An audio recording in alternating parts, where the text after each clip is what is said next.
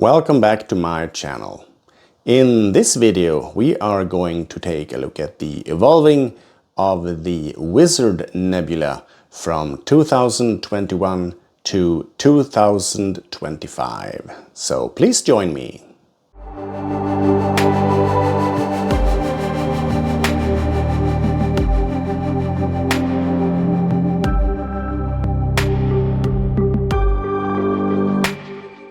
My name is Morten and you are watching Frost Astrophotography. The Wizard Nebula, or SH2-142, is a diffuse nebula in the northern circumpolar constellation of Cepheus. The nebula is located around 8,500 light-years from Earth and is in the Perseus arm of the Milky Way. The first time I imaged this object was 2021, around 2 months into the hobby, using my Canon DSLR, and now I'm using my ASI 294mm Pro Astro camera, and I gathered around 23 hours of data to produce the image you will see at the end of this video. To make it a little more interesting, I will include my original image from 2021, the second image I took in 2023, and this image of 2025. So join me and let's jump into PixInsight and watch some processing steps.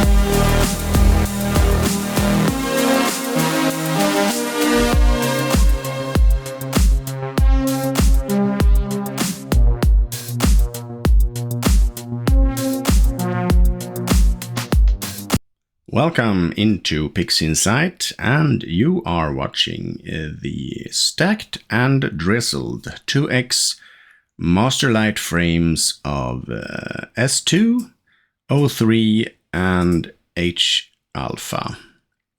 It is a total of 281 light frames, and that is 97 H-alpha, 91 O3 and 93 S2, and that brings the total integration time up to 23.4 hours for this object. That can be compared with my original stacked image here using my Canon DSLR, and it is 34-minute exposures, a total of 2 hours, and it was stacked using a Deep Sky stacker, and this is unprocessed so far, so nothing has been done to this image here, as you can see. And I will compare in the end this image to my 2023 image to my 2025 image, and we will see the evolution of this image during those years. When it comes to linear processing, I almost always follow the same process, but sometimes I do vary depending on the image itself, quality of the data, and other factors like halos or other things that might require me to do something different. In this case, it was fairly straightforward, I would say. So I cropped away some artifacts from the stacking using dynamic crop here. I did an automated dynamic background extraction using SETI Astro's script here. You can also do a gradient correction maybe, or the dynamic background extraction. But I think that this works, especially in images like this, where you have nebulosity everywhere. I did a linear fit, like I always do, using the H alpha as my reference. And then, of course, I run through blur exterminator here and noise exterminator. So we can compare the first image here to the last. And if we zoom in on an area of the image here, we can see the difference between the unprocessed one and the one with all of the linear processing steps completed. It has been a good result here on the stars. I've also achieved a fair amount of sharpening of the non-stellar objects here in the middle. This could be the hands of the wizard here, and we see the hat down here. It is upside down if you are trying to look at it as a wizard, but that's okay. I don't really adjust the composition of my images according to the designation of the object. I then, of course, also did this for all images filters, not just the H alpha. If you have been following me, you know that I usually don't look at all of my filters during these presentation videos, since this is not a step-by-step video. If you are interested in SHO processing with step-by-step guidance, I'm including a link to my processing video, the extended version, almost 3 hours long, in the video description. And you can watch that if you want to look more closely into one or two parts of the processing.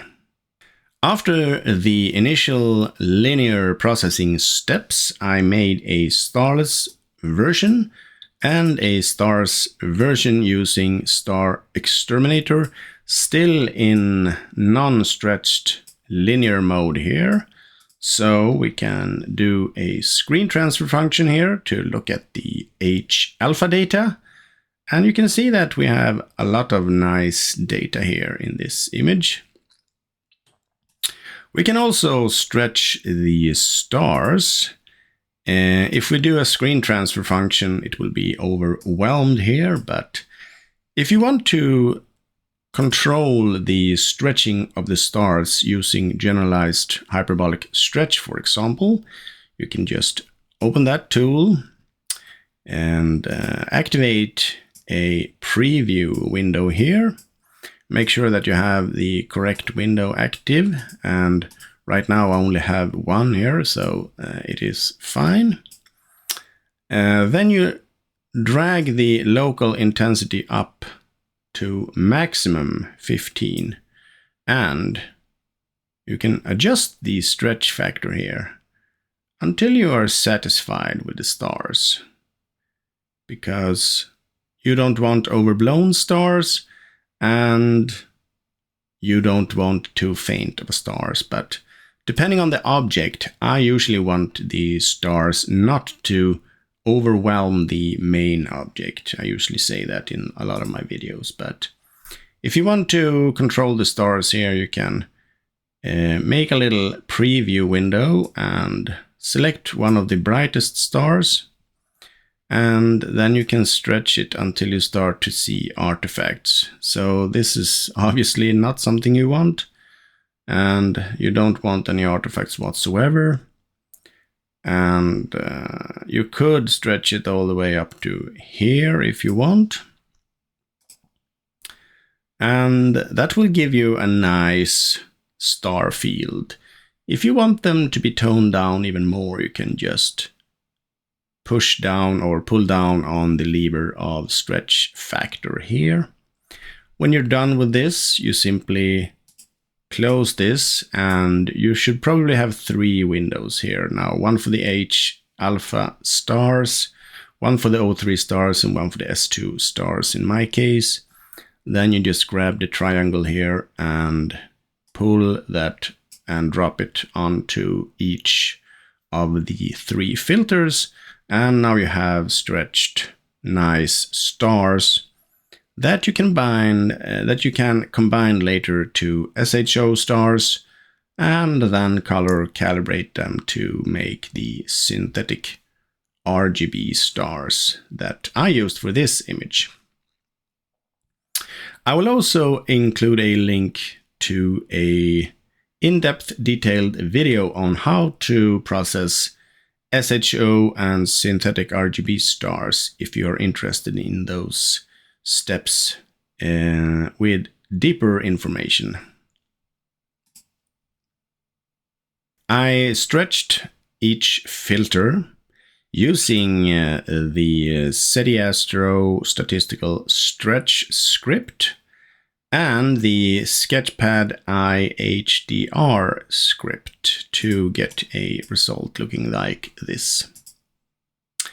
Sometimes this doesn't work very well. Sometimes I use generalized hyperbolic stretch, but I find that tool to be tedious.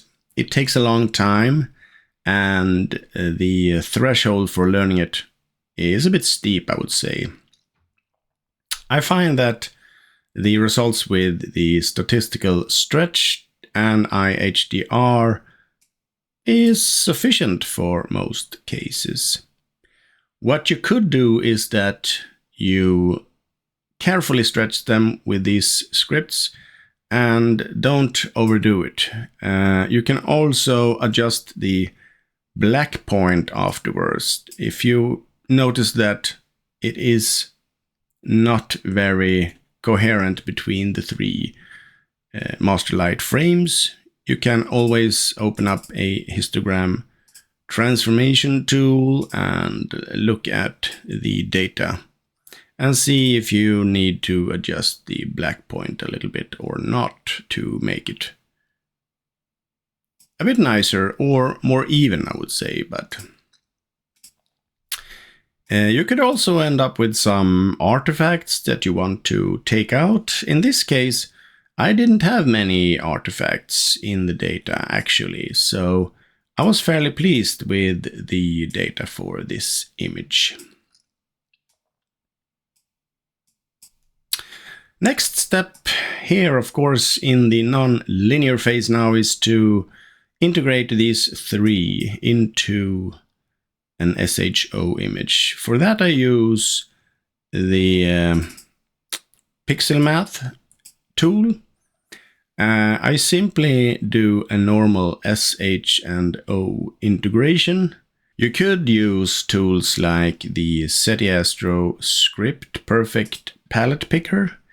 Then you can select the different data here, and you can press Create Palettes, and it will make a preview here of the different composition available. And then you can decide which one suits you best. If you want to have HOO, for example, SHO, or some other more exotic blend like HOS or OHS or something like that, I usually go with the standard SHO, and that is easiest to do with the Pixel Math, I would say. Just include the S2 in red, the HA in green, and the O3 in blue, and then you execute it, and you will get an image looking like this. Now at first glance you might wonder, oh my god, that looks a bit weird, but we are going to do a lot of calibration and adjustments on this image to get it to look just right. Starting off with the original SHO integration, I ran SCNR as I usually do, and that removes 80% of the green in normal mode and 100% of green in inverted mode that targets areas like these where you have magenta looking. And now you have the default palette to start from when it comes to SHO. Then I made some color masks, and it's important to make the color masks before you do anything. So if you're using color masks, create them on the image before you run SCNR. So for this original image, you can create color masks for cyan to manipulate blue, and for yellow for manipulate the red areas. Then I simply applied the color masks on the image here, and I adjusted the blue. As you can see when comparing these two here, I have enhanced the blue, decreasing the more cyan washed out look and making it pop out a little bit more. I also increased the red-yellow areas here around the main center focus of the object to have some more saturation in it, I would say. After that, I ran some sharpening, initial sharpening here. I will add more sharpening later when I add my synthetic luminance to the image, but ever so slightly sharpened. I also ran some denoising here, and we can compare these two and see there wasn't that much noise in the image here, but a little bit of noise removed. I don't know if the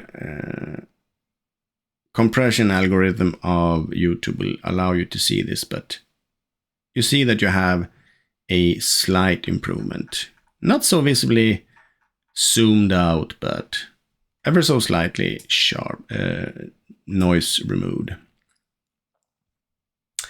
Then I added a synthetic luminance, and that is just to increase contrast and apply additional sharpening to the main areas of the image. I usually do this by extracting the H-alpha master light frame, applying some local histogram transformation and sharpening on that, and then integrate that as a luminance to my existing RGB image.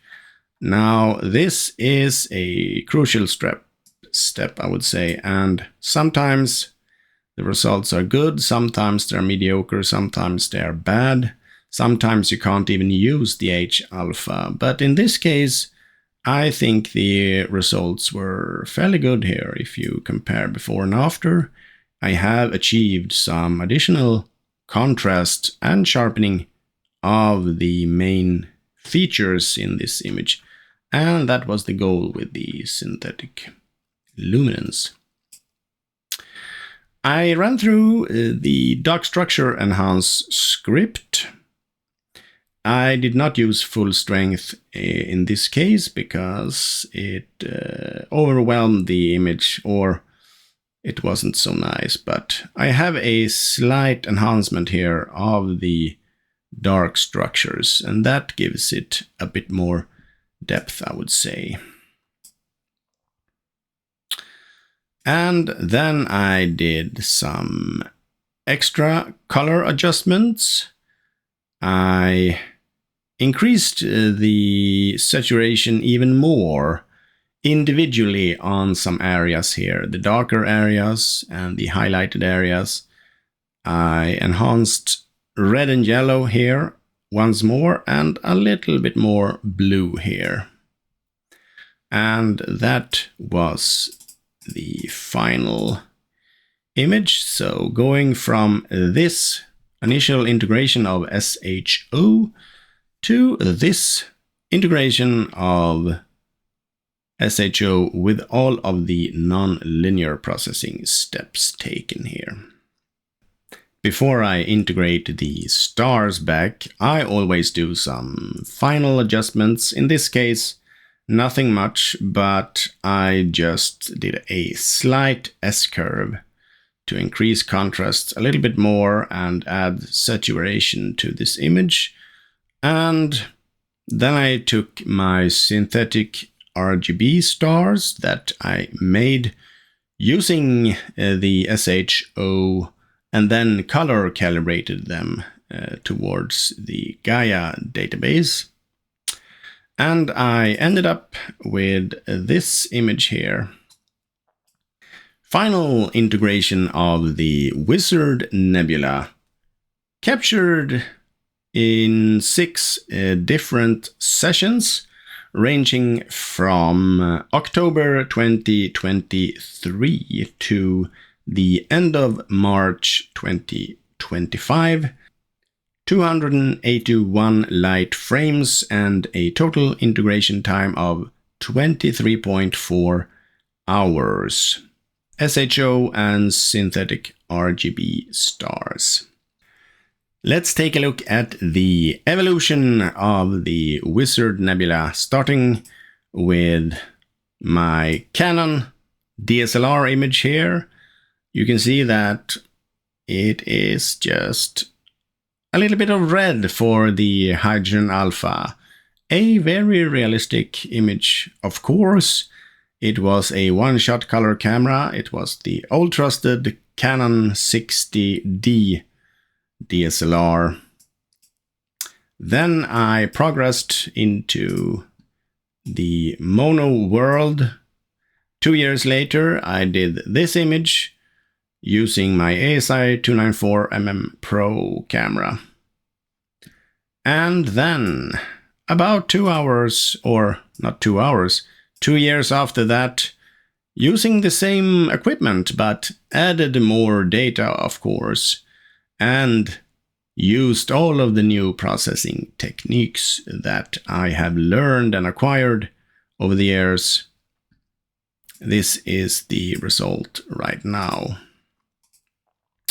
You can put these next to each other and compare the latest one with the second latest, and of course the very first one compared to the last. You can see a very big difference going from this to that, but also going from this to this image to the image to the right here. So I would say that the progress is fairly good, if I may say so myself.